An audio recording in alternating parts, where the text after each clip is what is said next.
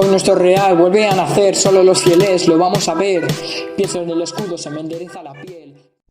Hola futboleros, hola futboleras, vídeo nuevo para comentar el Club Deportivo Teruel, Club Deportivo Robres. Y es que el conjunto turolense recibía al equipo monegrino, que es filial del conjunto arlequinado del Club Deportivo Ebro.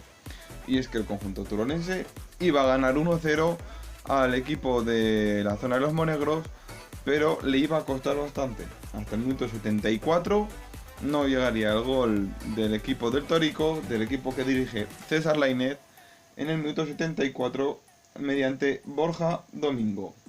Y con esta victoria el Club Deportivo Teruel se coloca tercero con 32 puntos, los mismos que el Tarazona y a uno del Club Deportivo Brea. Por su parte, el Club Deportivo Robres se coloca 19º con 9 puntos a 3 de la permanencia.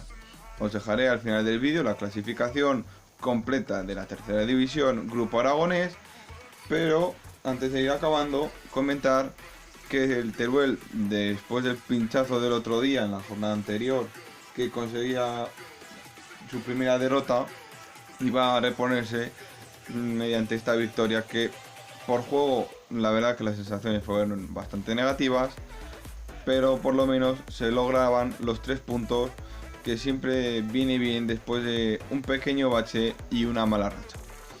Dicho esto, para ir acabando ya, nos vemos en otro vídeo futboleros.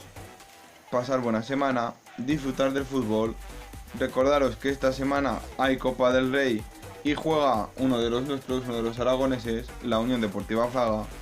Intentaremos realizar el mejor resumen posible y sobre todo a ver si conseguimos que se clasifique a la siguiente ronda, lo cual le vendría bastante bien porque jugaría frente a un Primera División. Nos vemos futboleros, hasta luego, adiós, suscribiros y darle like. Chao, chao.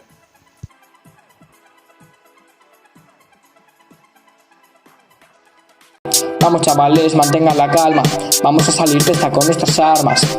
Nuestro león volverá a rugir, pase lo que pase, vamos a sobrevivir. La Romareda significa sonreír, aunque a veces no os toque sufrir. Si quieres saber todo de este team, tú te deberás suscribir. Yo en la Romareda...